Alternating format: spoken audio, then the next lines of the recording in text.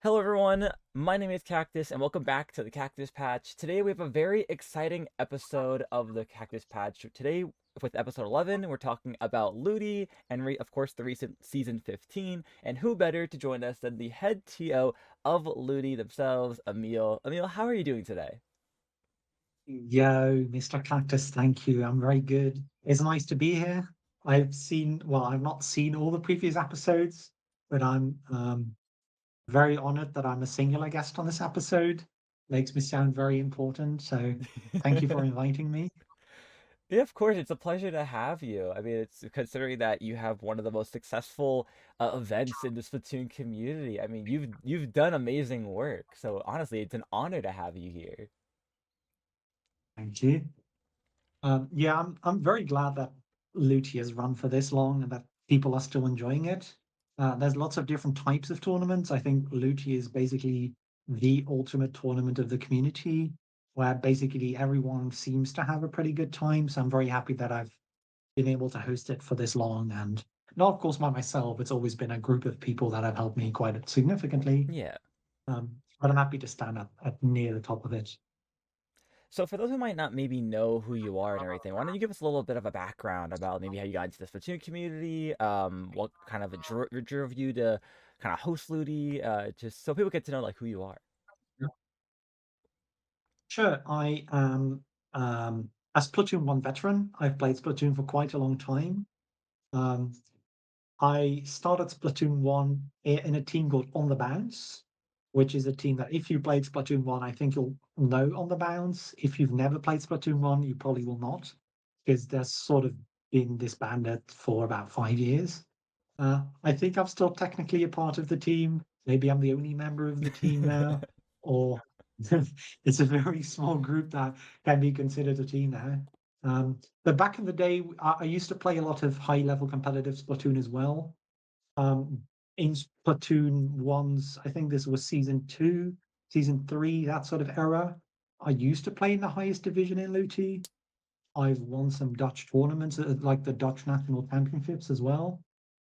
I can't say I've ever been like a top five player in the game or anything. I don't think Hmm. I've been that high. Um, but I've played my share of competitive in my share of competitive teams. Maybe well, just the one, but in tournaments. Um, and from that, because a lot of the people, or some of the people, specifically Nyok, who was on that team, hosted Luti and hosted lots of tournaments. I did as well. And I've hosted a lot of tournaments as well outside of Splatoon. I've hosted chess tournaments, in real life tournaments, that sort of thing. So I've always been this type of person. So eventually I decided to take over Luti, or I've been allowed to take over as Luti Head TO. And I've run mostly Luti, not done that much competitive playing anymore for the past, I would say, 3 years. It's mostly been younger people that have outgrown me at this point.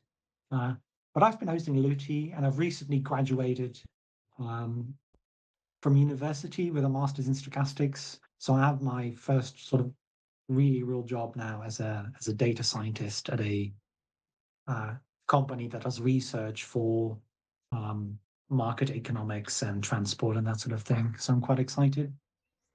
Oh, that's so awesome! Congratulations. Thank you. That's so cool. That's awesome. Wow. So Splatoon 1 veteran, and you took over Ludi. So Ludi, so you actually got to experience just being a part of Ludi, but as a competitive player first before ever like working on it as well. Exactly. In Splatoon, in the very, very first season, I think I've TO'd it from season two. The very first season I wasn't a part of. It Hmm. was created as a community effort because the community really felt like they needed a league. Yeah. And I think in the Splatoon in the Looty blurb as well, if you look at the fact, the frequently asked questions Hmm. at the top, it says like, "Oh, what is Looty? Who made it?" That sort of thing. It was this group of players, along with quite a few others, that was very excited to host Looty. Um, but after a season or two, they noticed that it really was a lot of work. Hmm. So Yeah. there was 10 people that were basically nonstop doing this. And after a season or two, most of them burned out and they sort of stopped. Um, and I'm the type of person who I think is able to do some of these automatically, right? I'm sort of streamlining the entire process. Yeah. I'm willing to put in hours, and I like doing it as well. So when a lot of them stopped and a lot of them decided, oh well, this is quite a lot of work for me to do. Hmm. I took over and I've always been part of the process, I would say, because I mean Nick was, as I said, was part of it from the very first season. Hmm. Um, I TO'd it, not as Head TO, I think from season two up until maybe around season five. I think from season six, I probably was the Head TO. And I mean, we've been through a lot of staff members at that point, but Hmm. yeah, it was really a burst of energy from the initial 10 people that made LOT, but then immediately dropped off as they realized how much work it was. Yeah, I feel like for like any kind of event that's put on, like once people really get a taste of just the sheer like energy needed to help run these events, it could be overwhelming. It could be a lot.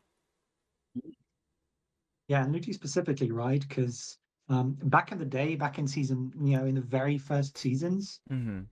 almost everything was done manually, right? But it was Yeah. also more feasible because, of course, in the very first season, there were maybe 60, 70 teams, Hmm. which, I mean, for any tournament, that sounds like a massive amount, right? And I mean, it Yeah. is.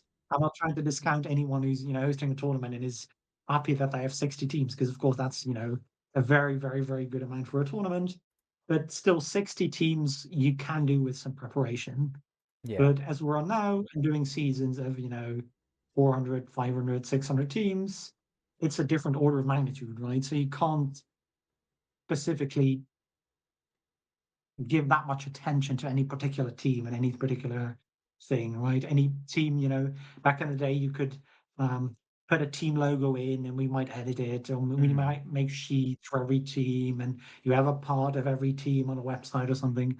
And that's just not really feasible anymore with just Yeah. the sheer number of teams we have.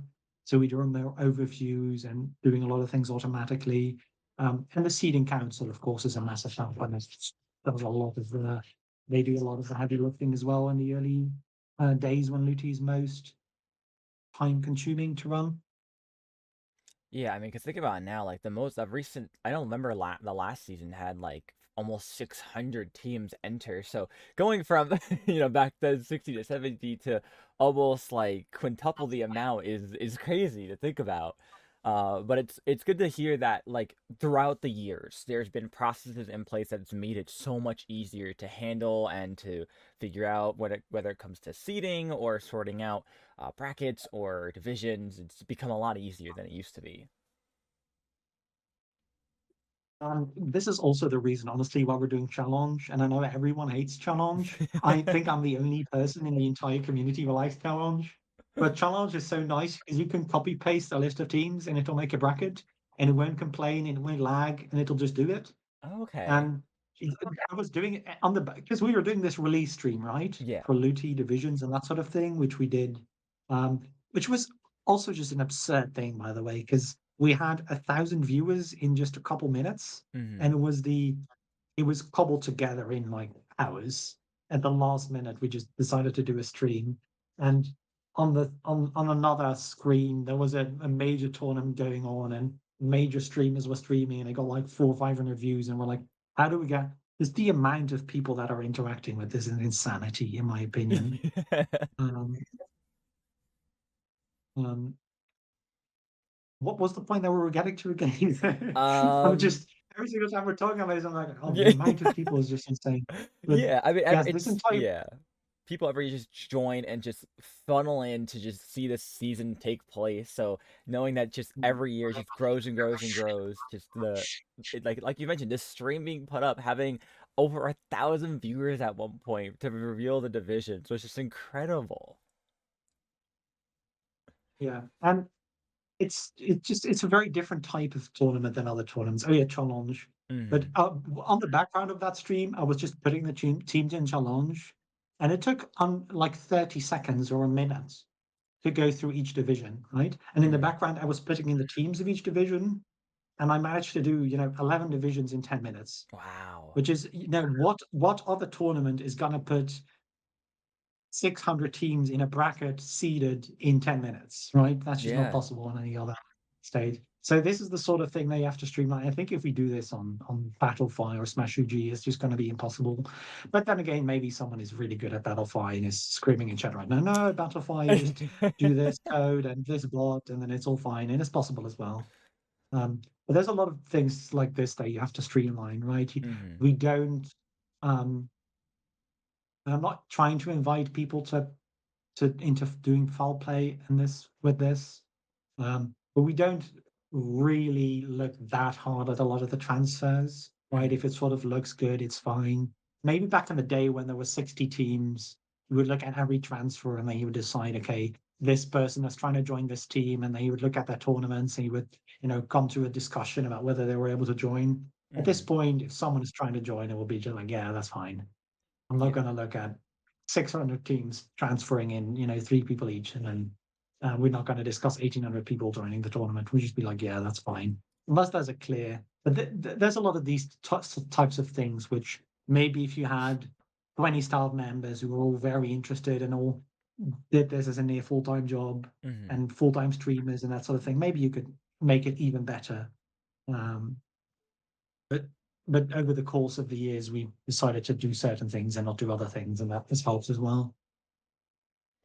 Yeah, I mean, considering that most, like, again, like for those who always aren't aware, but like most you guys do this out of your own time. You're not getting paid for something like this. This is just something that you enjoy doing, and you love helping the community and put together. So, it makes sense that when people try to like invite a player in for a transfer, it you know that it makes sense to not always have to have a like 100% full discussion if they can actually go to that team in that division, because like you mentioned, if one there could be one single day 20 plus teams are having a new member, and it's like, well, all right, like we could either all take a ridiculous amount of time trying to sort out if this player can even go to those teams in that division, or we could take a quick glance, see what it looks like, and if it feels right, sure, go on ahead. Yeah, exactly.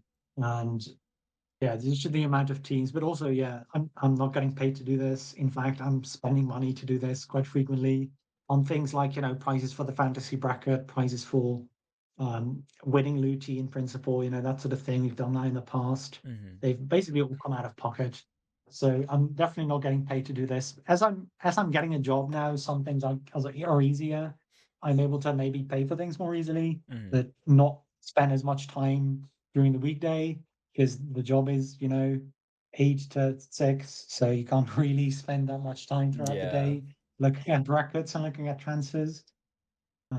But I think I'm very happy with how it's been run right now. It's the ultimate tournament as run. Um, I personally can't think of any other tournament that's run longer than Luti. And I understand that we're not doing it consecutively, right? That we're Yeah. taking breaks and that sort of thing. And that's really good.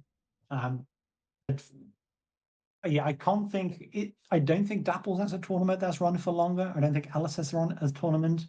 That would be my first instinct, like a paddling pool or something. They Hmm. definitely have more tournaments than we have. I mean, Alice is part of Ludi staff as well. Yeah. Yeah. But yeah, I think as the ultimate all tournament, that's still running and still honestly, after 15 seasons, we're still growing, which is I don't understand where these people are coming from. I don't understand how there's 600 teams and then next season they're like, oh, let's have all those sign up and then 100 extra. Like, where are all these extra people coming from? I don't understand. But it is really nice as well.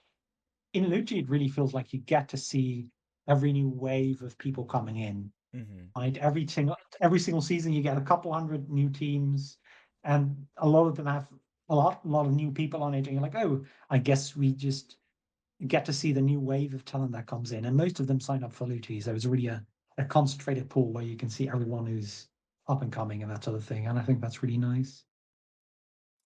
Yeah, I mean, it's so funny because I think last season, season 14, was the largest season ever, right? With teams that signed up. Yeah, I believe we had over 600. I think you said under six. I think almost 600. I Yeah, think I we think it had was almost 600. 620 or something. I forget as well. I It's mean, it's too still like, it's too big. yeah, I was about to say that's still an incredible amount of teams that entered. And like you said, like, I mean, you get to see a great view of it, especially with something like Ludi, which is in this community one of a kind. I don't really know of many other events that are run in this community that are season based and that are run in the fashion of how Ludi is run, where you have multiple stages of, in a sense, almost like a group stage into a bracket over a period of weeks. treat it like a real league. You know what I mean? And I think that's the fun of it. There's not a lot of leagues that happen in this community, so it's really cool to see that this is pretty much is like to me. I feel like this is the longest running league or event that we've ever had in the community, and it's amazing to see it still stick around, still record break numbers.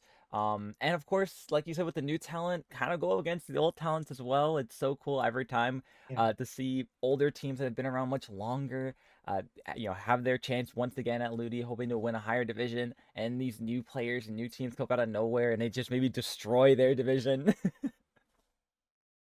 Yeah, and of course, we have seen other leagues before, right? Mm, Back in the day, I think, I mean, I'm not sure if Tassel is even considered a league.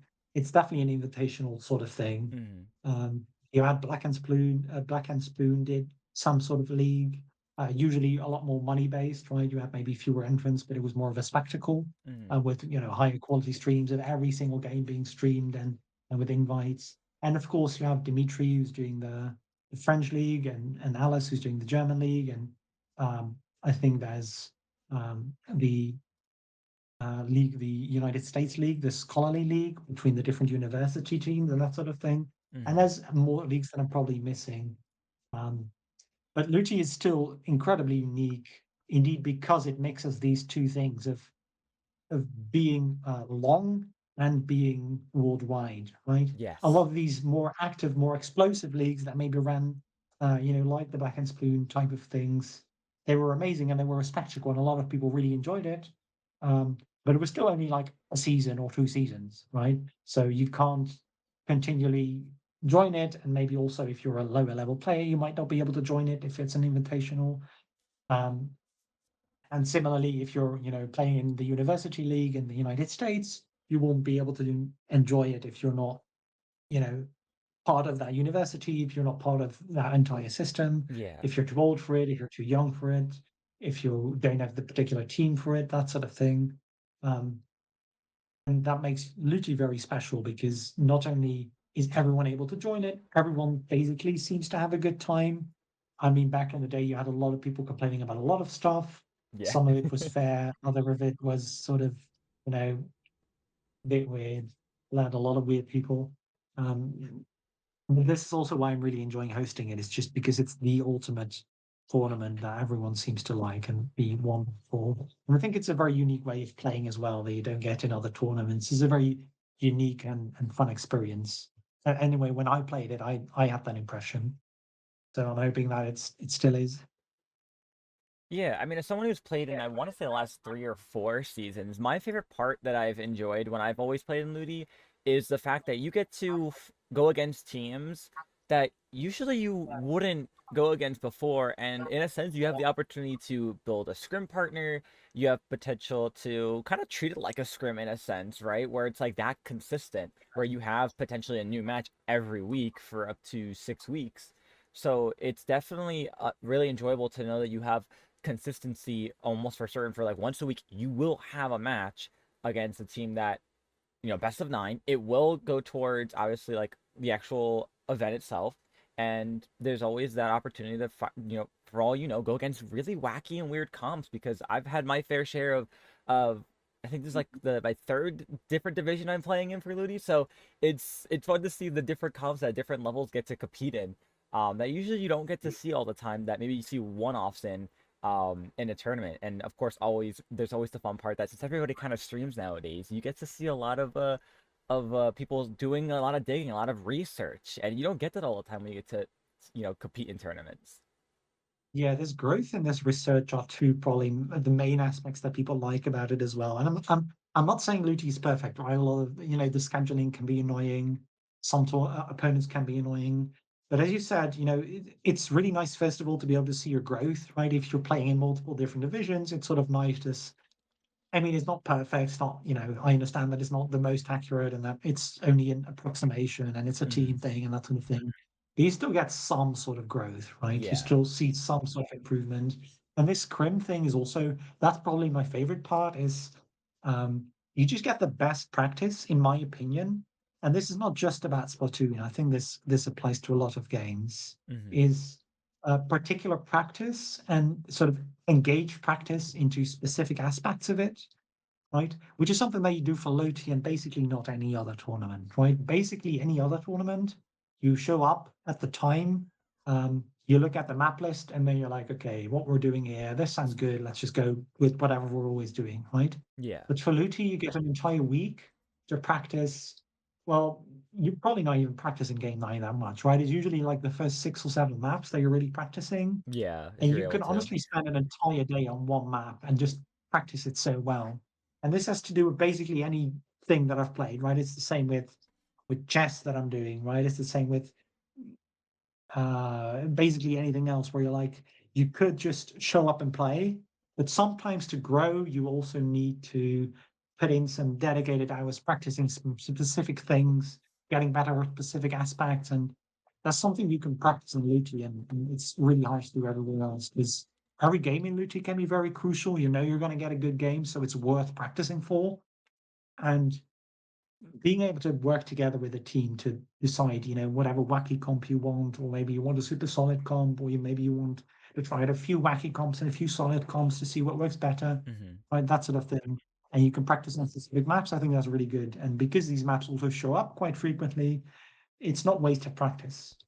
So even if you're, eh, playing on, I don't know, Inkblot Art Academy, Tower Control or something, you've really practiced a match and a perfect plan, and then it turns out your opponents just crumble in like 10 seconds and you insta win, Yeah. then probably, either you'll play the same map in 3 weeks and you'll be able to use the same plan, or the same map will show up in another tournament. So you'll still have a really interesting approach for a next set or a next time, and some good practice with your teammates, which I think is really fun. No, yeah, absolutely. Most like absolutely, because I think my favorite part is like there's always teams out there, and this has been a consistent thing with teams I've coached, teams I've been on. There's always those handful of map modes combinations that teams say that that's their worst or that they don't know how to play on it. And Ludi gives them that opportunity to learn from it because, like you said, teams can spend a lot of time focused on just that one, map and mode combination to just almost perfect it. And I think that is so cool that there's like a drive to learn that with Ludi, where for other tournaments, it's like, yeah, it might show up in this tournament, but we don't play it as much as we do the other.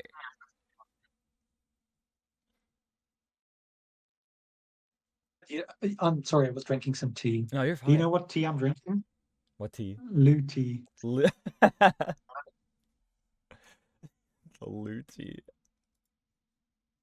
Yeah, that was the worst joke there's ever been, but maybe also the only joke there's ever been on the podcast. So, I'm trying. I mean, it's the least harmful. I'll say that for sure. We've had some wacky No, but combos yeah, on here. no, but it's basically just a unique experience, right? I'm not trying to Mm, blow up this tournament as if it's some godlike thing, and we're the best and yeah. everyone else is crap or whatever. Mm, But I think there's a reason that a lot of people are signing up, and it's a lot of work, but I think it's definitely worth it because for a good amount of work, you do get 3,000 people that are having really at least a moderately enjoyable time. mm. Yeah, no, definitely. And I think it helps that like the Ludi divisions have become the way I see it, such a staple in the competitive scene because you can't find one free agent post or one looking for team post that does Yeah, not include something about a division. And I think it's so amazing that we have something in our community that helps drive the competitive scene into aiming to get better, right? And these teams will grind these tournaments and grind the efforts, scrim, solo queue for better mechanic skill, you name it, because they want to be able to enter the next Lodi season and show that the work they paid off got them farther than maybe they were before when they either did have a previous division or just didn't have one at all. and yeah, it's absolutely a point where, and also honestly, I'm trying to say as if it's the best tournament ever, but as you're exactly saying, part of the reason why there's so many people joining is that a lot of people just want a number next to their name Yeah. that signifies how good they are, even though that's obviously not the intent of this. And obviously, every time you ever speak to a staff member, they're going to be like, yeah, it's a Ludi division. It's just a way to seed our tournament. It's not a number that signifies the worth of your existence. Yeah. It's just like a thing for a tournament. And maybe if you joined a different team, your number would be different. And Yeah. in 3 months you will be playing better and your number will be higher, or maybe there will be newer, younger people and your number will be worse, and it doesn't really matter, right? But it's still, you know, I'm still of the opinion that it's roughly a decent approximation, right? Mhm. And you don't, I think it's going to be really bad if people, there's sort of good and bad ways of looking at it. It's going to be really bad if people automatically, you know, discard you for having a number that's like one too high or one too low of the thing that they want. And maybe you're playing well in tournaments, but you haven't been on this particular team with this particular number next to your name. And now you're like, oh, you can't be on your team because you don't have that number next to your name. That's too bad. Right. I think that's a very bad way of doing things. Yeah. But it's still like if you're a team that's playing in like Division 8 and you want to play sort of a nice practice match against another team, and there's two teams and one is playing in Division 1 and the other in Division 7, you're probably better off playing against the team in Division 7 and you'll have a better match, right? And that doesn't mean that, the team in Division 7 can't be better than the Division 1 team in like a year, or maybe they have weird seeding or whatever. Mhm. But a lot of the time, it's still a reasonable approximation and just gives you a general idea, right? And as long as you're not over hyping and not putting too much importance on that number, it can be a really fun thing to aim towards. And I mean, any target in this game, any value that you put next to your name, it's always going to be, you know, not ideal, right? X Yeah. power, I would say, is way worse than Luti divisions. Yeah. Uh, Steno power, it's reasonable. It's sort of Elo-like, but also, you know, it has its fair shares of problems, and people can rise, hundreds of points in a particular day, depending on matchups and that sort of thing. Mhm. And if you're one of your teammates just rage quits, you lose a lot of points and that sort of thing. So it's every measure is bad, right? There's not one your entire worth, your entire existence can't be put to a single number. But people still want a number, and I think it's one of the more reasonable ones, even though it's not ideal and entirely valuable. Yeah, definitely. I mean, I think you put it best, especially with like the X power thing, because I remember back when I first got into competitive in the S2 era, I remember how important it was that people included their X rank powers. And I just Yeah. remember thinking like, you really could just have that one player that plays a completely different weapon in the competitive scene, but when it comes to like let's say Rainmaker and X rank, they play Sploosh and then have like almost a 3k power because all they do is just die for the Rainmaker. Yeah, the matches are so different, but yeah, it's still really nice to work towards, and people have different goals. And even if the goal that you're working towards isn't valuable, Hmm. still, I mean, it's the most cliche thing ever, but it's the journey that's important, right? And not the goal. Yeah, So absolutely. even if you're like, oh, I'm aiming to be a Division 3 player or whatever, right? That's great, right? Even if the Division 3 thing is entirely arbitrary and it doesn't, have any particular amazing meaning, it's still a good goal, and so you can work towards it and you can work with your team, and when you reach it, it's really good, and then you might be able to progress further, right? It's still a nice thing to aim for, and I think it's still really nice to have that option at least, right? Because a lot of games don't really have that option, right? A lot of games also work very differently. In-game, there's really not much to work for other than, a solo power that means very little. So I think it's nice to have something, right? Yeah, absolutely. I completely agree. There's something to work towards. And like you said, the experience of Ludi is always a fun one. I mean, I know people like always make the joke like once you're halfway through Ludi, like, oh, who's disbanding next? And I think that's interesting Mhm. because, there's always that challenge of where you're playing with your team so much. Like some teams anyway are playing much more consistently during Ludi with each other than maybe they normally would. Maybe they'd only play twice a week, where it's like one tournament and then maybe a scrim. Some teams maybe only enter tournaments together. But then you have Ludi where you're looking to scrim maybe 1 to 3 times a week. Then you have your Ludi match, and then you're repeating that consistently. There's always the possibility you get sick and tired of each other. Yeah, there's definitely different teams, and I've noticed this as well, where I mean, this is the case in every sport, but in every sport you have, I think in soccer it's called tournament teams and league teams, right? Where some Mm, teams just aim to win, and other teams, they're fine with just scraping by with a draw and progressing to whatever's needed.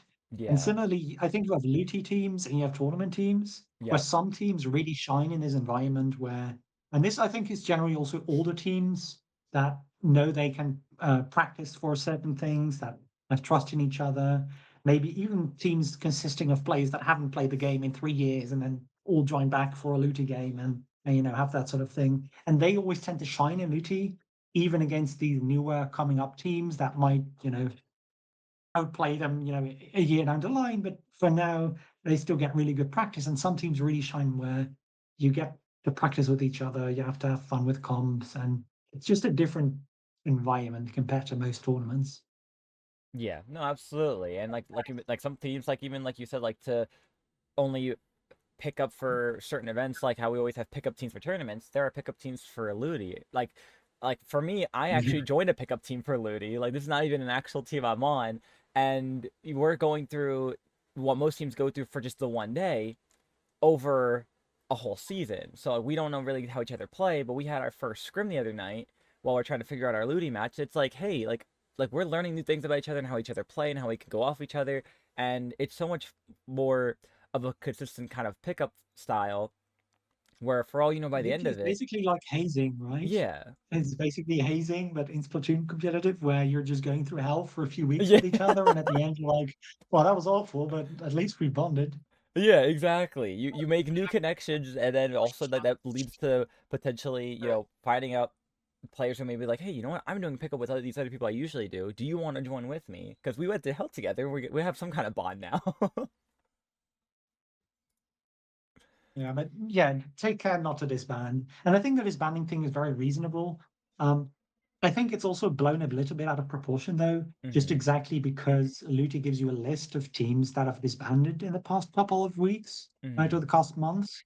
But if you look at an average team, you know, how many teams really that are formed now will still exist in 6 months, Hmm. right? Yeah. How many of them? I would guess maybe about um 40 like 60-50% of them will actually still be a reasonable team in 6 months. And Hmm. if you compare that to Luti, which lasts for 8 weeks, which is 2 months, which is a third of that, I don't think it's weird that 10 or 15% of teams disband during Luti, because that's just about the average rate at which teams disband. And of course might have the thing where teams disband right after Luti, after they'll be waiting to play through the season. It's of course a bit of tension, but it can also form good teams. So it's like diamonds, right? You have to apply some pressure, and then sometimes you get an exploding heap of coal, and sometimes you get a diamond. Yeah. But it's still going to be worth it for those cases. No, that's a really good analogy, actually. I like that one. I just came up with it. I didn't know where it came from, but I'm happy with it. That's exactly how it feels, though. It's like you never like teams can just when it comes to Ludi, you either gonna get some amazing truly shining and fan favorites, or you'll get those teams that just unfortunately just don't make it to the end, or right when they do, it's like we're gonna go our separate ways after, after trying everything, and maybe it just doesn't work well, or maybe it did work well, but they see themselves with different goals. Yeah, those exist very frequently as well. And sometimes, even if one or two people on a team disband, leave the team, then they'll find, but the three remaining players might still be able to find a team, and you'll still get a good call. Hmm. Which are also stories that appear very frequently. So I think overall, it's still a very, I think it's a net positive on team building, but don't quote me on this. Maybe someone else can be very angry at me that I'm saying this. That's the fun of Ludi, right? Gotta try building your teams up. Try to for some teams that have been around before, like the current Ludi season, or maybe have been around some along because we have some teams that community that've been around for ages. So there's always those teams that have new talents coming in with them, and they realize that maybe they're the right fit or that they're not. It's almost like sometimes Ludi is a great way of a tryout process. Yeah, and indeed, there are just teams that have. It's so weird that there are certain teams that seem to come back just for Luti every single time. Mm-hmm. I'm not sure if there's other tournaments as well. If there's specific people that will always. I mean, certain tournaments have this sort of specialty about them, right? Like the Girls Duo Cup, for example, is one of those things where some people really like that environment.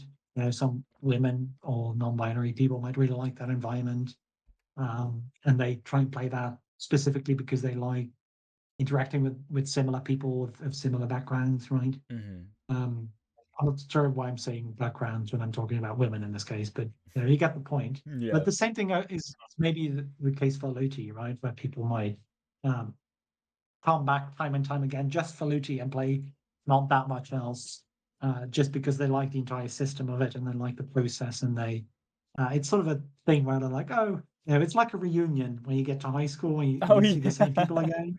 Yeah. It's a bit like a high school reunion that happens every 6 months. Ludi is the high school reunion of the community.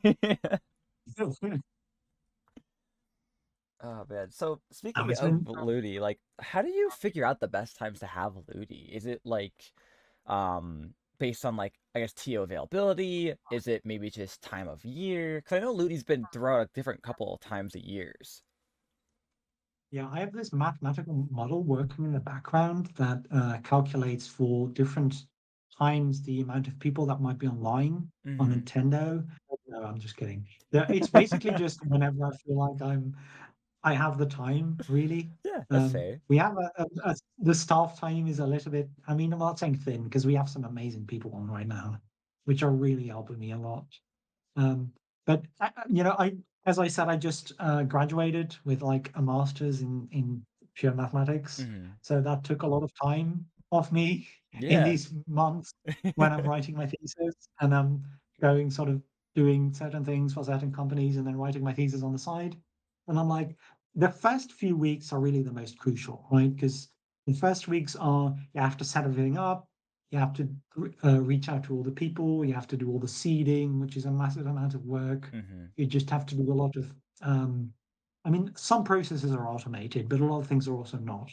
So really, you need the first sort of 2 or 3 weeks. There's this period where you just need everyone online. And Yeah. if I'm in the middle of writing a thesis, I can't be online for more than a day or two during those few weeks, or maybe a weekend. So this season honestly was just sort of the week after I finished my thesis. I was like, okay, let's just try and start up something with Luti now after I got my diploma.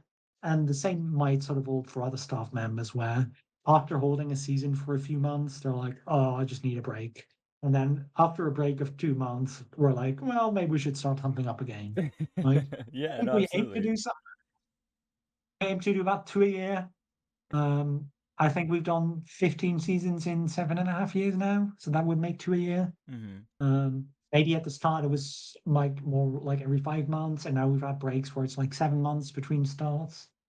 Um, it's it's basically when we have the time, right? Yeah. I think for the next season of Luti, I'm just gonna see when I can get time off work during like sort of because it's now early June, so the Mm-hmm. next season would start around November. Maybe would announce the next one. So I'll just see when in November I can get a few weeks of work or a week of work, and then I'll do everything in that week. Mm-hmm. Right? That'll Yeah. probably be the indication of when the next Luty is starting, and when can I get time of work when it's time, right? Yeah. And if you're my boss, you can give me nice free time. If you're my boss and you like playing in Luty, give me time off. Otherwise, you'll have to wait for me to get more time off. And the same goes for other staff members, right? Sometimes we have to accommodate, and I need to make sure that there's multiple people online. And if someone's on a holiday for like a few weeks, I Mm-hmm. won't start it in that week, that sort of thing. Yeah. But that's mostly just how it comes to be. It's whenever we have time, whenever we feel like we had enough of a break in between seasons, that we can do another one, and we can spend another few weeks on handling everything and dealing with help desk and that sort of thing. Yeah, and I think that makes sense because I think I know everyone like there's always been those questions around the community where people wonder like, oh, when's the next Ludi gonna be? Oh, it's been X amount of time. Like, oh, like so I know the biggest one that I always see is like the timing of how long like a division from Ludi like technically matters. And that always Yeah. varies per person. About 2 days. Yeah, 2 days after, and then a team that's in like Division 4 will enter in a tournament, and next thing you Yeah. know, they beat Division 1 players. So then it's like, what happened here? But it's cool. It's cool to know that like as most tournaments are, it's nice to see this is the same way. It's when you have time, and that's how it should be. It shouldn't be that you're trying to force it to have a very consistent scheduling because unlike the real in the real Mhm. world there is no consistencies. You know what I mean? You're gonna have times where you'll be Mhm. available, and there's gonna be times you won't be, and it's good to find a time where most of like staff that you'll have will be available to help run a successful season. I definitely think it's a fair point, by the way, because I think of all the things that Luti is right now, maybe our biggest the biggest gripe that people might have with it is the sort of timing where people might really like Luti, but Mm-hmm. then only hear of it like a month in advance, because that's realistically usually when we really start doing things, just a month before we're like starting to put everything up. So we also can't really announce it more than like a few weeks in advance or a month in advance, because that's when we know that we have the time and that Yeah. sort of thing. Because it really does take a lot of time. But I think it's a very fair criticism where a lot of people, I think um, a couple streamers have notified me of this and were like, "Oh, I'd love to play in Luti, but you only give me like it's 4 weeks of notice, and now I can't get time of work." And I'm like, "Well, I'm sorry, I only have like a couple weeks to take off work as well, so I sort of Yeah. have the same issue, right?" Yeah. It goes both But it's ways. it's yeah, it goes both ways, but also, you could, also, I think this is maybe what we should be doing next season is to just announce 2 months in advance. Like, at least this is sort of the week where it will sort of happen, right? Or at Yeah. least give a better indication. Because now the only indication is basically about 6 months after the previous one started, the next one's going to start. That's Mm-hmm. your indication now, which is a reasonable indication, right? But you're not, you know, it still might be off by a couple of weeks. So if you're building a team and then you're doing tryouts, you'd like to maybe know if you have 2 weeks or 5 weeks to do it. So Yeah. I we'll try and do that better. I'll try and do that better as RTO.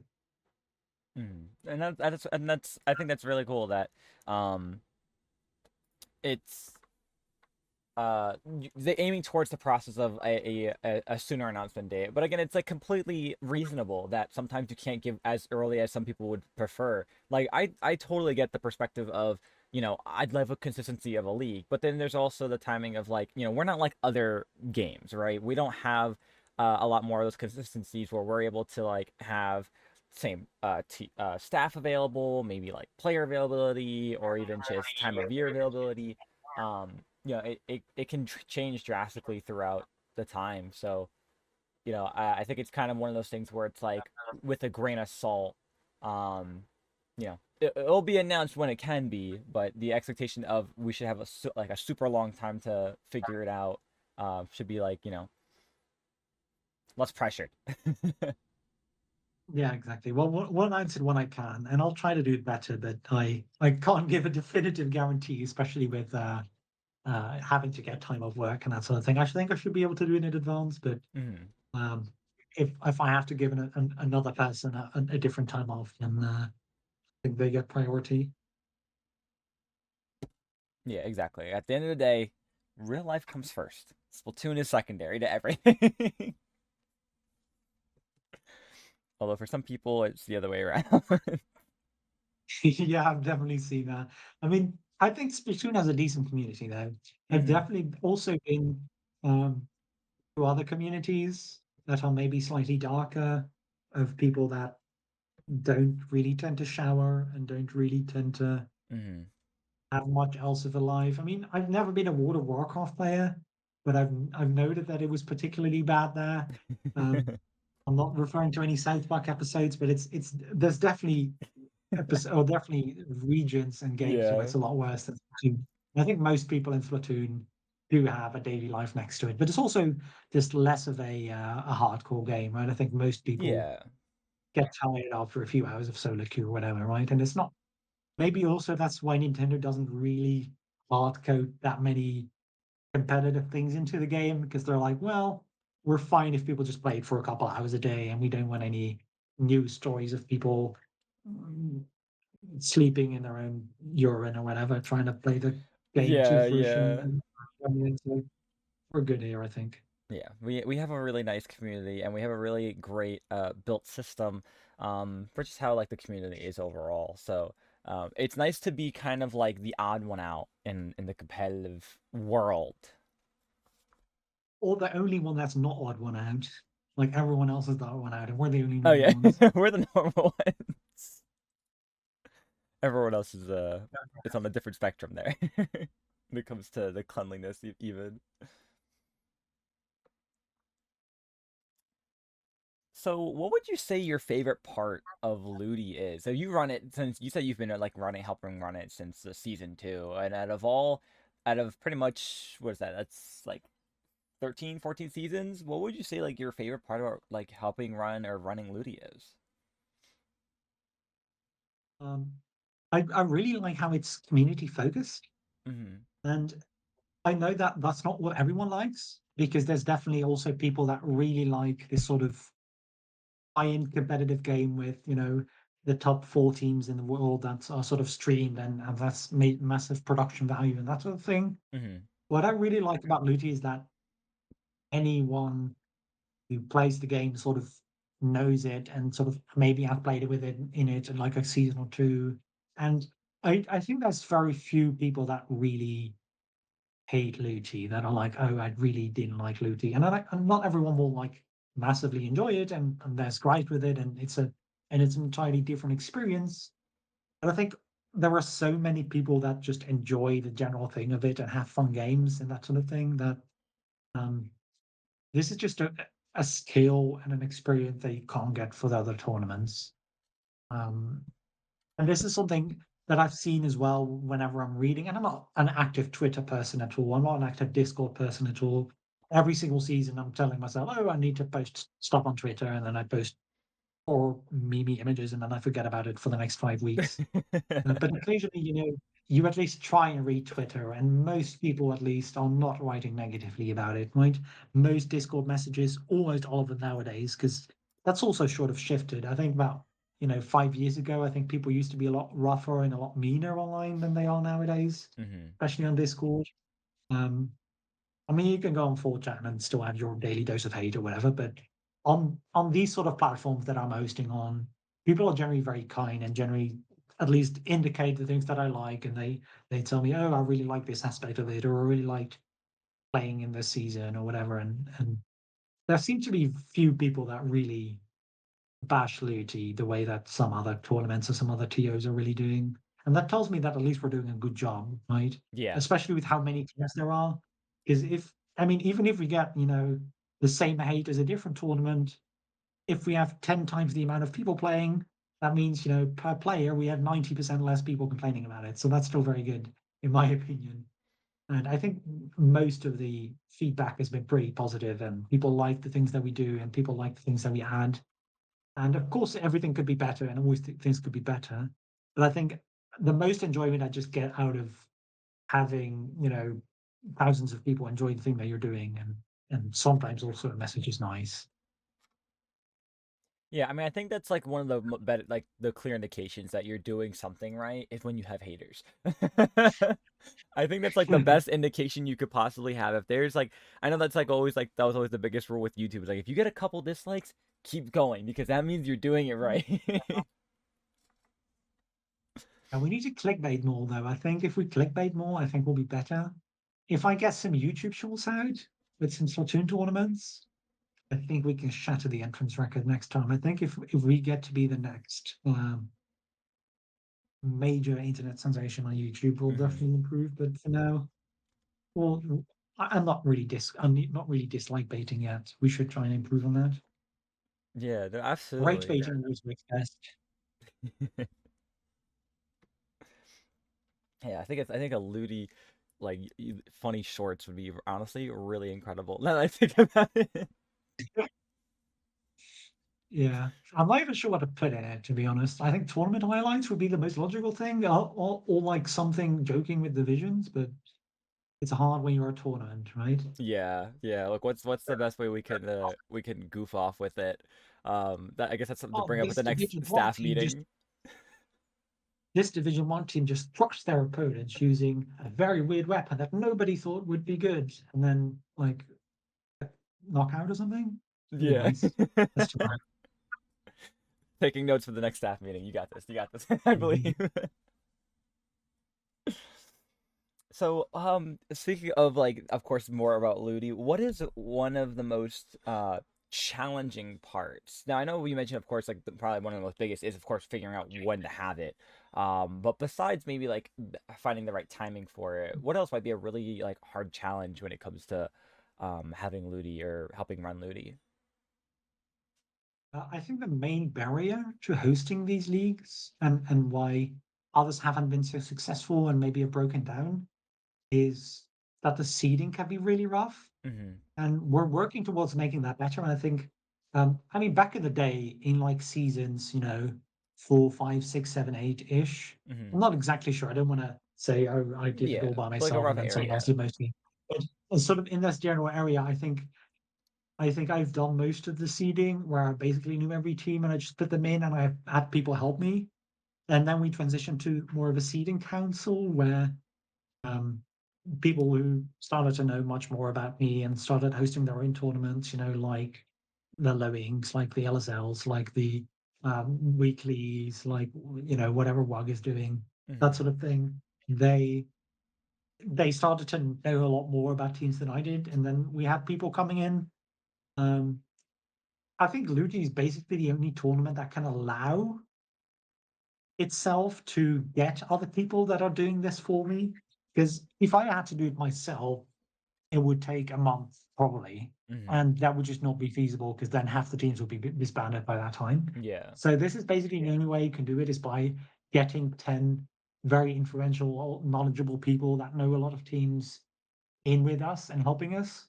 Because if they weren't there, I don't know if there would be Luti nowadays, honestly, with the amount of teams that we have. Mm-hmm. And I think this is probably the main barrier of entry for other teams, and this is going to be basically the hardest part of it. And nowadays we are um, discussing or trying to make certain adjustments to this where you can use something like send out power or elo ratings or that sort of thing. Yeah. I've worked with that as well quite significantly, but it's sort of hard to do that um, because for elo ratings you need a lot of data and you need a lot of web scraping and there's a lot of different websites, and honestly it's sort of hard to find Splatoon tournaments online because there's a lot of different weird tournament websites and a lot of different things, and some teams might only have played in a couple tournaments and then their elo rating is based off 4 matches against teams that we've never heard of, which is a lot of what you're doing in Luti, right? Yeah. So it's very hard to make this process standardized and make it take a lot less time. And there's been efforts to do this, right? Mm-hmm. A lot of things that were integrated with the Sender website do have this sort of option where you can already have a base for every team. And then of course you'll need to manually change a lot of teams because it'll be wrong a lot of the time. But at least you have a general ranking of it, right? Yeah. And um, this is just honestly the main barrier and also the main time consuming thing for Luti. Because honestly, putting up a bracket is not that much work. Mm-hmm. Putting the teams in challenge is not that much work. Lean has done a lot of work with the bots, which means that filling in scores isn't that much work. Help desk is doable. It can be sometimes there's a lot of people asking, but it's not, day to day, it's not that much work. It's reading this entire um, making sure that every team is in the division and is in placed in the right way and is not like very misplaced and has a good group and has a good region and that sort of thing. That's honestly the main point, and that's taking a lot of time and the most difficult part of Luti. Yeah. And I think if that wasn't the case, I think a lot more types of these sorts of tournaments could be put up, but you need a team and you need knowledge, very significant amount to be able to host this. And that makes it quite difficult. Yeah, and I imagine having because I just thought of it, it just came into my head now. Having people on help with the seating council that maybe help around the community a lot more and know a lot more people or seeing a lot of like players go from either team to team or become team to free agent. I imagine that helps when it comes to having to see a team that's like a pickup for Ludi, right?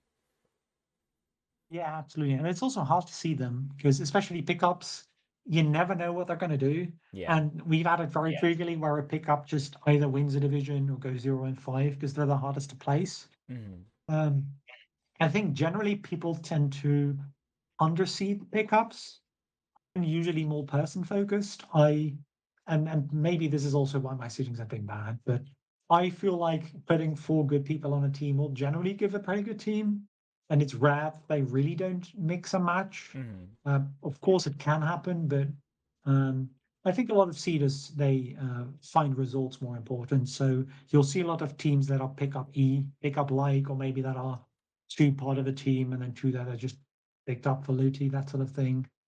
Um, they're put maybe a division lower, or maybe sometimes even two divisions lower because they just don't have any results as a team. Yeah. Whereas I would feel more like, oh, they probably are good enough, and even if they don't have results, right? Hmm. But that's also, I think, a change in seeding that's occurred over the last, and with this entire thing of having to standardize processes and spend less time on seeding, that sort of thing. It's much easier to look at results and to just say, well, if you wanted a higher seed, you should have just had a result, and that's very fair, Yeah. right? That's a very fair opinion to have, and a lot of seeding council members basically go with this now, where they're like, well, you could have just played in a couple tournaments and proven yourself, and you didn't, so it's your own fault, right? And that's very reasonable, and I don't necessarily disagree with them. Um, but that might cause some of them to be sometimes underseeded a little bit, but yeah, that's just different opinions on the seeding process and uh, Yeah. And I think those are two different than reasonable I maybe would ways. have thought. Yeah. Those are definitely two reasonable ways of looking at it too. And I mean, I think the community kind of um silently agreed that the best way that you're gonna get seeded higher divisions is having those results, and that's how it works even when you're like a free agent looking for teams. As someone who's been, on and off teams throughout, my entire career in the competitive scene, one of those things is like that's a lot of teams look for is those results. How many podium placements do you have? What's the highest you've gotten in certain tournaments? Depending on the team, how high you Mhm. get, that's what they're kind of looking for. So, it's become kind of like that silent agreement that that's what like teams aims look for in the scene. So, but it is also nice to know that like there is that other like potential thought of like, well, these players are known to be pretty good. You don't want to see them too low because they could just sweep the entire bracket, and it's like, well, then you're gonna get people complaining like, hey, Mhm. why are they in our bracket or our division? Yeah, Kind I of like think a this double-edged season's sword. also had, I think, a few teams that have basically these exact same thing. Mm-hmm. I think there was Viscous, which was like in Conton as well. And I think the seeding council did seed Conton into Division One because they were like, yeah, it's Conton, you can't not put them in Division One. And they were like, no, please don't seed us too high because we're just having fun, we're washed and that sort of thing. Mm-hmm. But yeah, there's a couple of these teams that have maybe, sometimes a player that has done really well in season one of Luti, 6 years ago in Splatoon 1. And then they're like, well, I guess this person's probably good, but they haven't played in a tournament for 6 years. So, what can we do? And this is a lot of what Luti is attracting as well. It's just anyone and anything that's just coming into the scene. They're like, well, let's just play a Luti together. Why not? Yeah. And suddenly you have this team where you just really don't know where to place them. And you can't possibly place them in like a Division 8 or something because a way to get for that. But in terms of results, maybe, you sort of have to. So those are definitely discussions to have.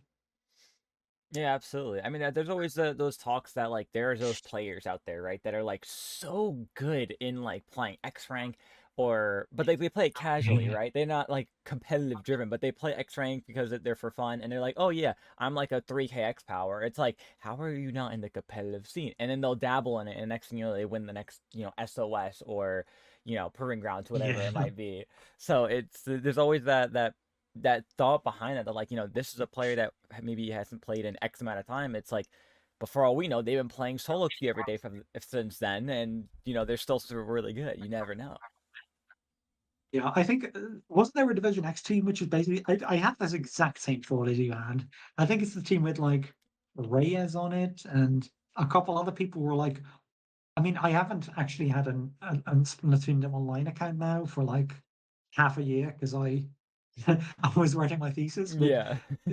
back in like 6 months ago, I was playing solo queue, and every single time I went online, there were like a couple people that had the that I saw every single time, and I never saw them in tournaments. I was like, who are these people? And then I think they indeed just played a couple tournaments, and usually they form together because nobody else wants them because they haven't had any results, they haven't played any tournaments, so they're Mm. like, well, let's just band together and play a couple tournaments.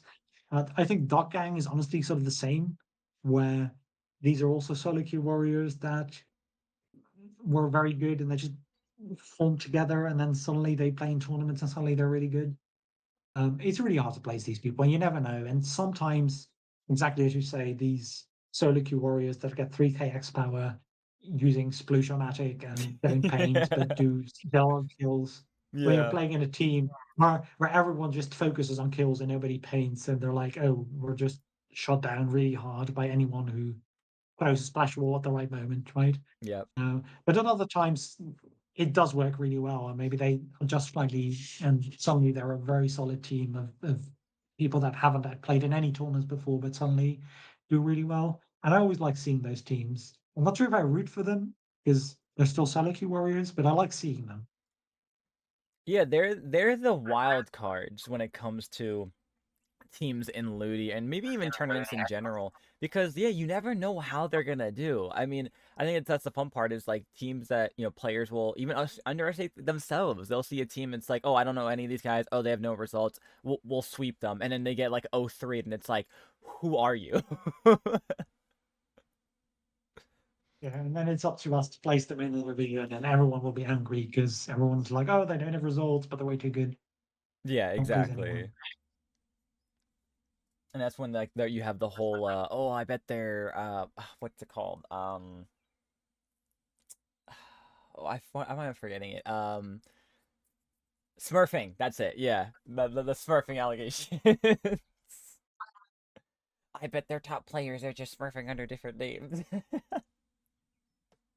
Yeah, there are always going to be people like that, but honestly, I don't think it's been that bad. I don't think we've really had ever like a team that's really smurfed and then won a division or did really well. Hmm. I think it's generally sort of pointless anyway, and then you get found out, and there's a couple people who do the exact same thing, and that they're always found out, and then their teammates get banned as well, and they're like, well, I guess I'll. Somehow they always try again in like 2 months, and they always get found out. I think usually it's not really there's not really a point to it generally. Yeah. So Ludi already is incredibly successful, right? Do you have any Mhm. more goals for Ludi to achieve? Um, at this point, it's going to be really hard to think of a goal, right? Because Yeah. my experience or my point of view has always been that things like prize money is not that important for a tournament. I don't want the tournament the highest prize money. I'd rather have a tournament with 600 teams all have a good time than one team winning on the most money or whatever. Hmm. And I mean, it's different tournaments for different people, right? I'm not saying that those tournaments are was epically or whatever. It's always good to try and get those up, but maybe they're for different types of TOs than I would be. Yeah. So honestly, I can't say that we need to be the biggest tournament because we already are by a couple hundred people. Um, Maybe my goal would be to get rid of it at some point, that I can spend other things in my life. That's fair. That's valid. That I can be a fly on the wall and just interact with it a little bit. Um, no, but I'm honestly happy with where we are, and we do get. I think maybe getting the entire process automated a bit more, streamlined a bit more would be good. Um, to give us all a better time, and to maybe, ideally, in a world, maybe you would have a sort of automated process where teams could just sign up on a website and they would almost automatically be placed in a division and place against people, and then they could choose how long it lasts, and they could be like, oh, we want to play in the full UT for 2 months, or we want to just play in a fluty for like a week or something. Hmm. And um, I think there are definitely improvements to be made. I think in terms of entrance numbers, we can't really put any more goals. Yeah. My goal would be to have less than 300 teams next time, so we can sort of oversee it a bit easier. But I think we've shattered every goal in that sense. But I think the experience could still be improved by Hmm. having more tournaments, by having I think Flutie is something that has seen a lot of positive response from people that a lot of people like. So maybe you could do something like that, but automatically. Um, in this sort of world where cars are flying in midair and all the air is green and there are trees Yeah. everywhere, the everything would be integrated with Sendao and everyone would play and everyone would be happy. But it's hard to see exactly how much of that Nintendo is okay with and how Hmm. much of that is feasible and people actually like. Yeah, no, no, that makes sense. And I mean, I knew like it was gonna be definitely a tricky question when I was thinking it up because I mean it's so hard to when like Ludi's kind of achieved everything you could think of, right? It's been the like pretty much one of the longest running events. It's achieved record-breaking numbers that we've ever seen for any kind of competition in Splatoon. I mean, it's hard to think of something to add on top of that besides maybe just becoming now like just a staple in the community, which again it already is. So Like everyone in the universe has to play in Luti. That's going to be my yeah, goal. We need 6 billion entrants for the next season. No, but honestly, it's funny every time because, of course, we also have to deal with um, these licenses from Nintendo and that sort of thing. yeah. And I have a Nintendo contact, and it's just funny every time where I'm like, I contact them, and I'm like, oh, I want to host a tournament. Um, is it larger than 50 entrants? Yes. By like Maybe a 10 little bit. times. By like 100 times. Yeah, exactly. And like 5,000. Why are you having four thousand entrants? Why are you putting a 4,000 entrance cap? And then I have to explain like, oh, this is the amount of divisions and this is the amount of teams. And they're like, oh, maybe we can make it a region-based tournament. And then I'm like, we have like 2,000 people from the United States and they're in mixed teams playing against Mexico. And they're like, wow, whatever, forget it. It's fine. We don't care anymore. This is basically how it goes. Mm. Yeah, I imagine that that's a fun conversation to have every time. Oh my gosh. So does actually that's actually a good question. Does Looney need a Nintendo license to run? Well, we sort of technically do, Technically, right? but we have good contacts with the people with sort of the Nintendo because I've played and won two Dutch championships, so I Yeah. already know sort of the people from Nintendo that are hosting this, and so I have direct contact with them. Um, Generally, yes, but it's really hard to get a license Yeah. because licenses are usually region based, and so if you want, this is literally what they told me. Nintendo of Europe can't give me a license because there's 2,000 people from the United States playing, Hmm. and the Nintendo of United States people can't give me a license because there's the same amount of Europeans playing. Yeah. Um, so they're like, they can't really give me a license when they don't know the exact distribution of teams, and they'd like to put me in a specific region or whatever, but they can't. I mean, I'm Dutch, so they could. I'm going to Nintendo of Europe, but sort of the teams being mixed and that sort of thing makes it quite hard. Yeah. Um, so at this point, basically, they're like, I think the Nintendo of Europe people are less um, strict about this sort of thing than Nintendo of Japan. Hmm. And also, the Splatoon people are less strict about it than some other tournaments like Smash, Yeah. because the licenses really were for the sort of slippy melee tournament type things, or the tournaments with the massive like Genesis and that sort of thing, where there's a lot of people in a stadium and there's prize pools and there's people that rage quit or whatever, and then Yeah.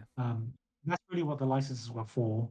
So go when I come to them with a grassroots tournament, I mean, I'm not sure if there's even grassroots, but in principle, a grassroots tournament that you know does break the entrance cap by like 3,000, but what and break the regions cap and whatever, they'll be like, yeah, okay, we can't give you a license, but I won't like call Nintendo HQ on you. You'll be fine as long as you don't like make it a price pool worth a significant amount or anything, Yeah, right? which is fair.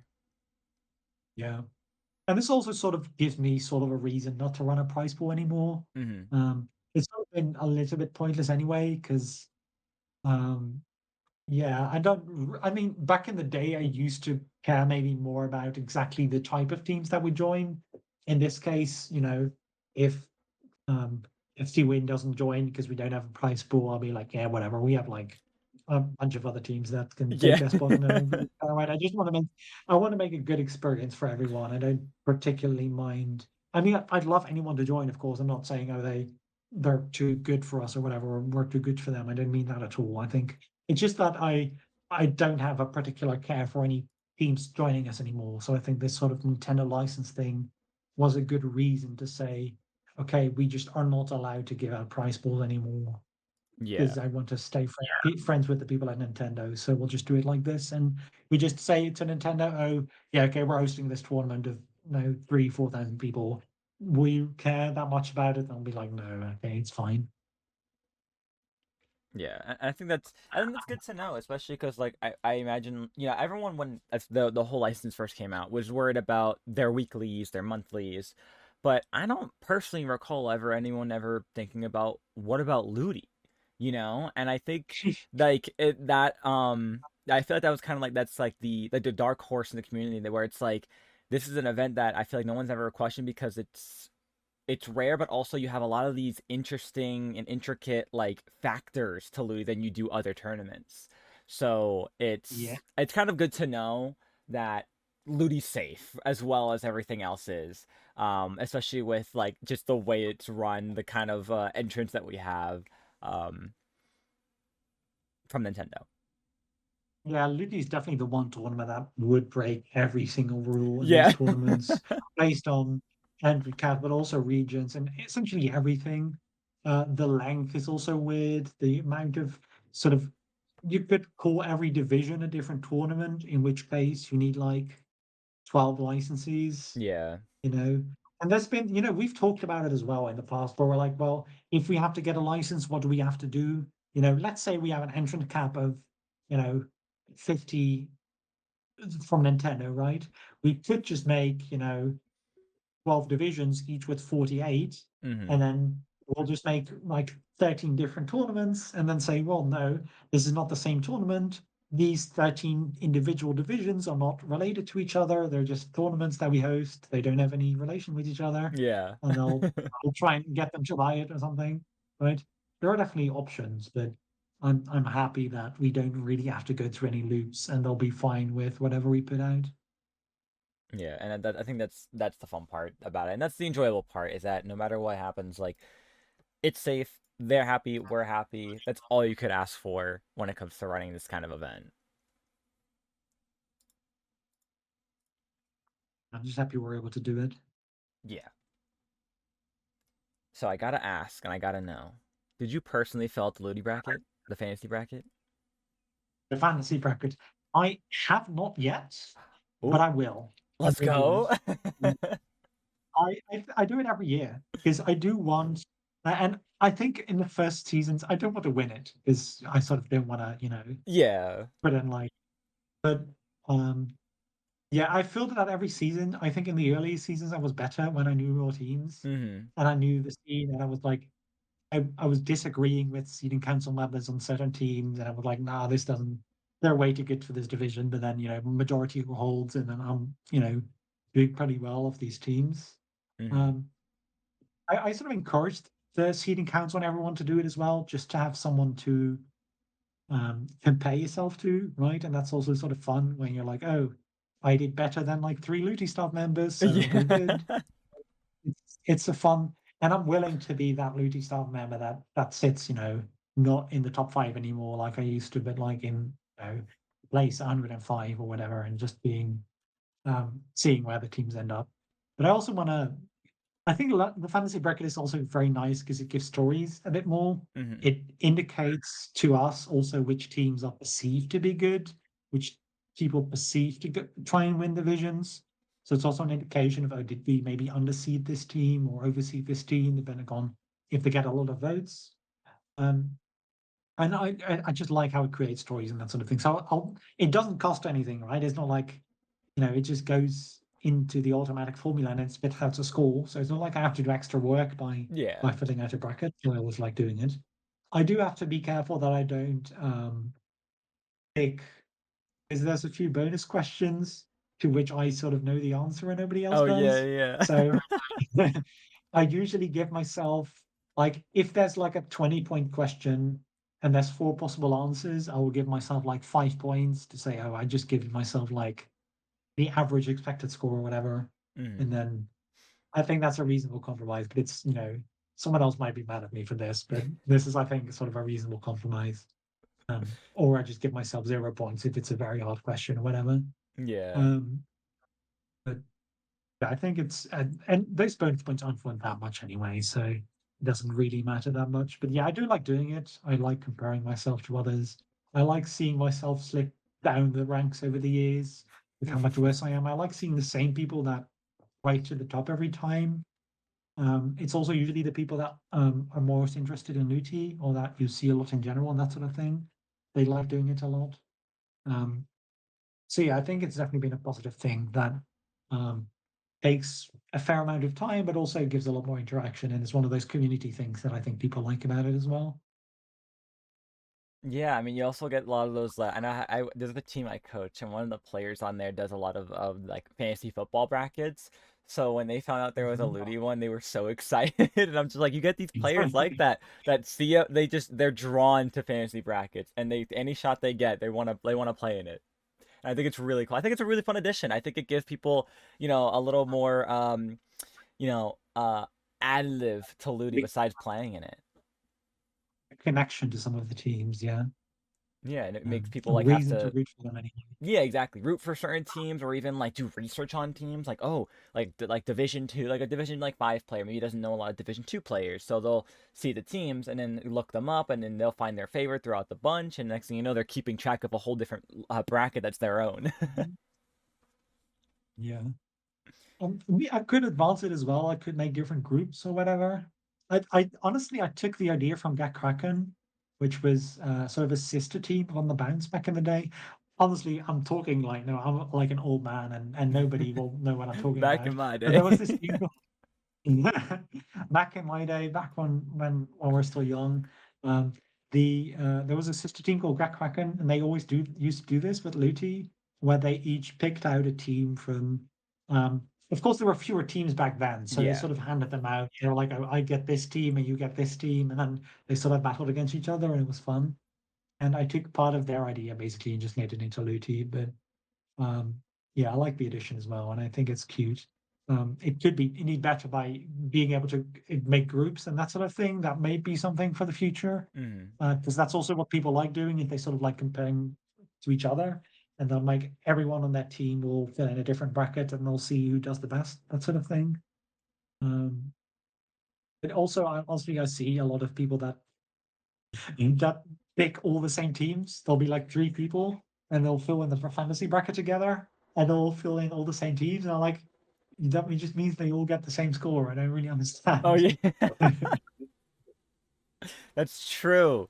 Yeah, teams will be like, "Oh, let's all be let's all fill this out." And then it's like, "Well, how do we get the same score?" It's like, "Well, if you think about what you answered." Sometimes they'll do one different. I think there was one question this time in the fantasy bracket in the bonus questions, which was like, um, pick a between three weapon, Oh, and if someone yes. else picked the same weapon, you don't get any points. And they filled in all the same, but the weapons were different. But of course that makes sense because you wouldn't all want to fill in the same weapon because then of course you all get no points because you Yeah. took the same one. Like by definition of the question, you can't do that. So they might still get different scores based on if they answered that question or whatever. But um, yeah, it's still funny to see. Do you think anyone's gonna get any points from that question? I think so because um, there are sort of the same order of magnitude of weapons as there are people filling out the bracket. I Okay. think there's like, and I don't want to give out too many hints about this question, but some people have, um, and I might be ruining the entire integrity of the question, but some, and it's not like 7,000 people are going to watch this anyway, right? So, but some weapons are also, you know, they might not be the weapons, there are some weapons that are not just like main weapons, but also, you can also maybe classify. So I think there's over 100 weapons in the game, Hmm. and then some that you sort of might classify as a weapon. Um, and there are also maybe only about 150 to 200 people who fill out the bracket. So Yeah. in principle, basically almost anyone can fill out a unique weapon. Um, but I think this is sort of the perfect amount because um, yeah, you don't want 10 people who can all just pick a different weapon, but you also don't want 1,000 people who all pick a lot of the same weapons, right? So I think this is a good amount. I think I like the idea behind the question. I think it works Yeah. with the amount. It makes people have to think now. And like I think that's the fun part about it too. Is like, like there's obviously weapons that almost anyone's gonna pick for. Like I love this type of question so much because it makes people think. Right? It's like what is like maybe a weapon no one really uses. Oh, I'll pick that. But then it's like, but if no one's probably gonna pick the most common weapon everyone's gonna pick, so I'm just gonna pick it because I'm sure no one will pick it. So you have that like Exactly. interesting mindset behind it. I love that. Yeah, it's also I think I've also done, and I can do this, right, because it's not the same question. I think I like introducing a game theory question every single time into the bracket just to see what people do. Hmm. I think there was a question in the past where like um and this isn't on the bracket, but this is a similar question to one I what would use, but not exactly because it doesn't really fit. But Yeah. it was like, oh, pick a number between 1 and 10.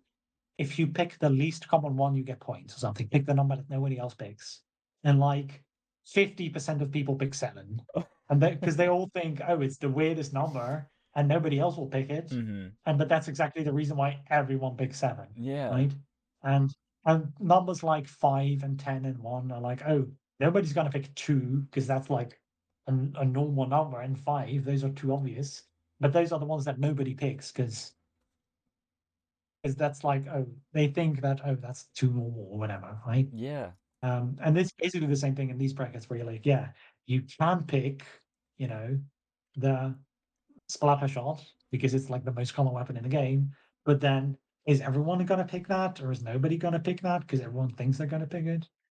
I like it as well. Or you could pick like a weapon that has like 3 variants and then pick the most obscure variant and then the most obscure type of that variant and then add something weird. And it's like, well, yeah, but maybe everyone's gonna do that, so I like it as well.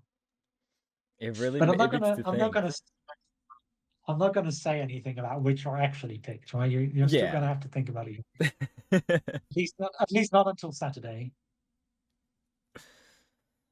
Oh my gosh, I That'd love be it. funny. So you've seen lots of teams come in and out of Ludi. Is there Mhm. one team name that's always stuck with you?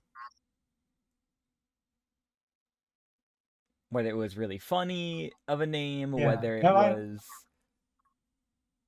sorry, the silence is not like, oh, I'm trying to ignore you. I'm just thinking.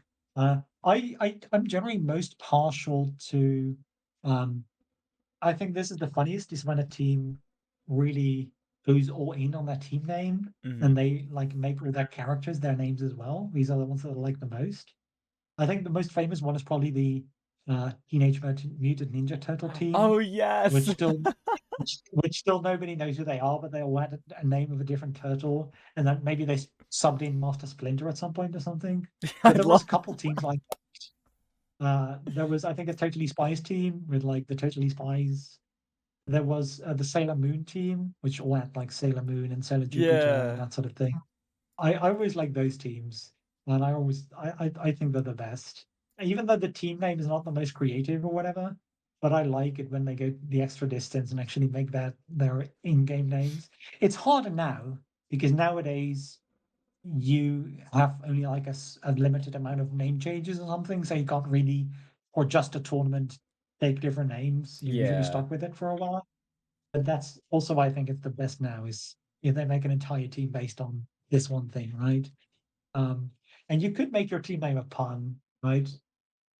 I also like those, but it's very rare that you have a team name that's both a pun that's very funny and also you came up with it yourself, right? I think most people just come up with it from the internet or they read it. Like I like, squid fried rice or something, I like that joke. Yeah. But it's so I still like the team name, but it's not like they came up with it. They came up with it themselves, right? So I like maybe the Totally Spies or that Sailor Moon team is a bit more because it even though, obviously you don't come up with the team name Sailor Moon because it's a thing, Mm. but that's also the point of it, right? So I like this sort of entire package. I also always like those teams. And I think there's a too few teams that take a theme and that all. I think people should do that more. I like that. Yeah, more theme team names. That'd be fun. And then, of course, Yeah. change their names to it too, so that makes more sense. We Oh my want more god. team. Are there any funny moments that you could think of that have happened, whether it was setting up Ludi or during a season that you can remember? The funniest thing usually comes from help desk, with people As being, always. um, yeah. We don't like do a lot of games or whatever on the Luty Staff server. We don't like watch movies together or anything. Mhm. Maybe I should do that, but we tend not to do that a lot. So the funny things that I see are mostly often, help desk.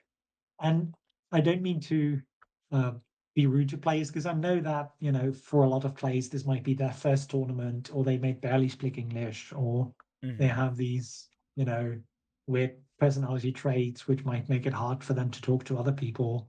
But unintentionally, these sorts of moments can stick with you and they can be really funny, right, for a long time. Yeah. And honestly, even some of the more well-known people, when you look back at it, um, um, there's a very well-known streamer now. I'm not going to call them out, and they've improved a lot over the time. So I don't want to call out who it is. Um, but like when they played in their first tournament, and this was 7 years ago when they were a lot younger, and now they've grown up and that sort of thing. But Yeah. I think one of the first tournaments they played in, I was hosting, and they were playing on Flounder Heights, and their opponents used full dynamo rollers, and they pinged us on the staff server, and they were like, other opponents allowed to do this? Aren't they allowed to play with four dynamos? That's not fair. I don't think it's fair. And we're like, well, your opponent picks four dynamos and still wins against you. I'm sorry. That's Um, amazing. there's people that ping us um, in the Luti server as well, and they're like, and this was I think in Division 9 or Division 10 or something, and they pinged us and they were like, our opponents are all S rank, but we are all A rank. How is this fair? How Oh are we my matched against gosh. them? I'm like, well, we we couldn't find six other teams that were all A ranked to play against you. I'm sorry, you're gonna have to play against some S ranks. And it's not like they were even S plus or X rank or anything. They was like a slightly higher rank, and they didn't Yeah. think it was fair. And yeah, I'm sorry that I didn't record the ranks of every team. Um, and of course, maybe I've mentioned this before, but there was also this guy who played in the Dutch Championships. But for Mhm. the Dutch Championships, you had like a prize pool. Mhm. So you had if you would win the Dutch Championship, this was one I hosted it. You would win some trinkets, some plastic, knickknacks, and Yeah. flight to France, I think, or Germany, where the thing was being held, where the Mhm. championships were being held. And prior to the tournament, they were constantly in the help desk, and they were like, "This flight that I'm gonna win, is this flight like with EasyJet because I don't really like EasyJet. Can Oh we my maybe get a gosh. different airline that's slightly more advanced, like Iceland Air? I really like that airliner. And they were having issues with the trinkets. They were like, "Oh, I don't really like having plastic in my house. Can we get something that's like maybe something with paper or maybe a poster or something?" And they were like very sure that they were going to win their prize, and they were already like saying that the prize wasn't good enough or that it wasn't what they liked or something. And of course, they were knocked out in the first round, Oh my. and they had no chance. They were just immediately ruined, but Oh they my were. They had god. a lot. They had a lot of guts and moxie. They're like, "Oh, this is not good enough a prize. I want a better prize." Um, yeah, you have a lot of people that are just a bit weird, but those types of moments, I think, are the funniest. And I'm sure that all of these people will look at this exact conversation in like 3 years, and they'll be like, you know, in their bed, and they're like, "Oh, I was such a fucking idiot for Yeah. saying this," and I was like, I've had that moment as well where like 15 years later, I'm like, oh, why did I say that? And then nobody else remembers. But actually, in this case, I do remember, and I thought it was really funny. So Yeah. it's fair that you're thinking about it because I do remember. But yeah, you're the person that everyone fears remembers something when they're like trying to Yeah, go to bed and the nightmares from their childhood come back. yeah, that's me right here. Oh my gosh. All right. So, do you have any advice for current or potential future players of Ludi?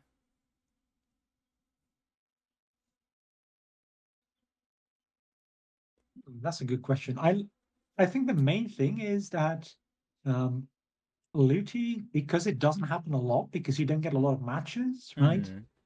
But it's such a good opportunity. I think you should try and take the most out of it. Um, I think it's really good to indeed do two things: is A, um, try and practice with your team, try and take it sort of semi-seriously, right? I think that's if you want to improve, you know. Yeah. And if you don't, it's fine. You can play whatever, and I'm not, you know. My advice could be do whatever you like. If you like, you know, just playing around with four cluches on a team and not really caring and just having fun, it's fine, right?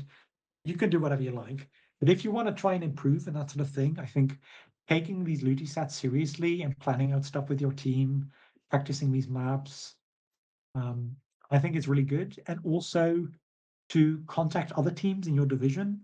You can set up a server with them. You can just form groups with them in DMs and chat. You can invite them to your own, you know, your own team servers. You can um, ping them on the Loti server and see if they want to play with you. But getting these sort of groups going is basically the ideal way of um, getting practice with similarly skilled teams, people in your position, people um, that even if your team disbands, two teams might disband, and then two people from each team might join together and form a new team. Right? This is something that Yeah. happens very frequently, where maybe two teams are not um, as into trying to improve as others, and then maybe the 14 people that just want to have fun and screw around will form a team, and the four people that try and improve form a team. And you can mix and match with teams, but as long as you just sort of make a small community out of it, get in touch with each other, I think that's really good, and that's something that Luti can give you that very few other tournaments can do. Because if you're out in the second round and it's sort of hard going to another team from the second round because you don't know, who they played, how good they are. But for Luti, you can sort of see, and I know that not every group is exactly as good. If you're Hmm. going 3-2 in your group, you can just ping the other teams that went, 3-2 or 2-3 in your group. And you're like, oh, do you want to scrim? Or maybe a person in your group that you had a game 9 against or game 8, right? That sort of thing.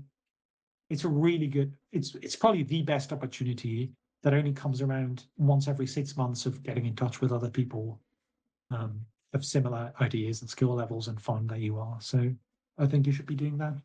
Or it's a good option. Yeah, and I mean during Ludi is honestly the most active the comp scene is for all teams, right? Because like the during post the Ludi seasons, you have of course teams that are trying to grind for tournament X, Y, and Z. But you know, day doesn't go by where there's at least some kind of ping for a scrim, and sometimes those aren't always filled up. But you know, taking advantage of the opportunity that you have upwards, like at least this season, 500 plus teams that are all playing at the same are trying to play around the same time. You know, it's gonna be hard not to find some kind of scrim that you can work out. So that's honestly like I think that's really amazing and solid advice that players should take advantage of. I mean that this is literally a once in a you know couple months type of thing that you know you get to form those kind of scrim bonds with other teams, and then that could lead to a lot more. Yeah, and it's honestly very frequent that teams that start in Luti end up shooting all the way to the top, right? And you'll never see them again, and then suddenly they're like amazing, right? Yeah. And Luti is a great way to improve. And I've seen many, even some Division X teams to some Division X plus teams in the past. They've started in Luti Division 4 and 5 or 6 and shot all the way up. So it's definitely possible as long as you put in a little bit of effort, which I mean, I enjoy doing that sort of thing, right? And I think others might as well. Yeah, absolutely. I mean, I mean, we've seen it time and time again. Even like, I think there were a couple teams like right after last season that just shot up to like Div 1 when they were just winning low ink a couple months prior. So like a little bit of effort goes a long way, and you know, as long as you're all on the same page about it, you could really just shoot for the moon. And I think that's amazing to see that a lot of these teams are capable of doing that. Yeah, I love seeing it, and I love seeing teams grow as well, and then meeting them later. It's so funny. Honestly, most extreme case might be Punchy, who, I mean, if I have to give a player shout out, I think he's playing in Division X now for Hmm. Golden Hour. And like 6 months ago, oh no, no, that was a year ago. I was holding the Belgian championships, and Punchy was there, and he was like, I never heard of him. Like literally, I've never heard of the guy, Hmm. and he's on the team, and we're like, well, this might be an all right team, and they were sort of there was a very clear favorite in that case. The team with I think the Belgian champion and the Belgian champs from last year, and they were very favored to win. And suddenly, this one dude, made a very good effort and almost beat them and had a very good match against them. I was like, wow, that's pretty good. And then a year later, they're basically on the same level. Um, but this is. I think Crack and Paradise used to shoot up from the. It's just so often that it happens, and I really like seeing it. So I'd love to see more teams do the same. Yeah, just put in that effort and grind to the top because you never know. That's my favorite part. I love saying too, and that's something I like try to strive for in a lot of like my own advice when like players will ask me, or I've had a lot of players come up to me in regards to like the videos I've made in the past regarding to getting into competitive is like, I always try to drive for like you never know. You could be the next world champ if you put in the effort. Because it really could be anybody. We've seen it time and time again, in different regions and across the world, like teams like no one's ever heard of are beating veterans that we expect to win the whole event. And it's like, who are you? And I need to know more about you. Yeah, the world champs are getting disqualified anyway, right? So you might just be slotting in there. Yeah, exactly. And then, who knows? Maybe I don't think we got a world. We're gonna get no world champ was announced for or like the qualifiers. I guess what people are waiting for were announced. I think we got Mario Kart and Smash Bros this time around. But hey, the new year Mhm. is coming soon. Another couple months, and before you know it, 2025, maybe you could be the next world champion. Your world championship signage starts here at luti.com. That's honestly that should be a great a great motto to post. That's the next YouTube short. There you go. Yeah. So I think for me anyway, that's all the questions I personally had to come up with. But I'd like to give you this time to really talk about anything like else that maybe you'd want to discuss or bring to the table. Um, because for me, I've asked all the fun stuff that I could think of that were great topics. I I'm honestly saying I've talked so much about Ludi. I think we've got pretty much anything. I do want to thank you though for hosting this. I think it was very nice. It was very professional. The other thing is um, join the fantasy bracket. Is why not? Right? Hmm. You can still sign up until Saturday. So if you have some time, I think it's fun. And you get to see how your teams do. So um, I would say those are mostly my shout outs for the stream. And thank you very much for having me. Yeah, I mean, it's been a pleasure to have you. I mean, it's not every day that you get to talk with somebody that runs an event, and especially one that's been so successful that you've been helping run for so long, and find, little tidbits of information that, I'm sure like a lot of people just don't know about Ludi, and I think that's the fun part. That's Mhm. why I love doing this, is be able to give another alternative platform to discuss things that no one really questions, no one really asks about certain things. So I really want to give a huge thank you to you as well, just for coming out, discussing Ludi, and having this amazing this talk and everything. And giving some more information to those who will watch this and hopefully maybe are looking at to who maybe didn't play Ludi this time or looking to play next time. Yeah, no problem at all. And I don't think any of us are really secretive about this sort of thing. I mean, obviously, we can't really give out individual like switch codes or whatever, but if you Yeah. have any questions about Loti or whatever, you can always ask, and I think we'll be fine answering anything. Um, some of us even like talking about it, so why not try if you want to? Some of us might get annoyed. Some of the staff members get annoyed if you DM them, though. I also know those. So Yeah. maybe ask the right ones. Maybe help desk. Maybe go through help desk first. Maybe help desk would be the best way. If you want to ask an help desk about how old Luti work, then go ahead and we'll answer it. Oh, I think you know what? This is my fun part. This is the fun part. I put this on Twitter, so everyone always asks when is the Ludi, but how is the Ludi? Oh yeah, I'm Mr. Luti, but I'm good. Awesome. The Ludi is good. You heard it here first. The Ludi is doing well. Well, with that being said, that's going to be it for this episode of the Cactus Patch. Once again, Emil, huge thank you for coming on out and discussing Ludi. It's been an absolute pleasure to have you and ask you these really fun and great questions. So that's going to do it for us here over at the Cactus Patch. I was your host, Glitch Cactus, but please do call me Cactus. If I hear glitch one more time, it's going to pain me so. But thank you all, and I'll see you in the next episode of the Cactus Patch. Yeah.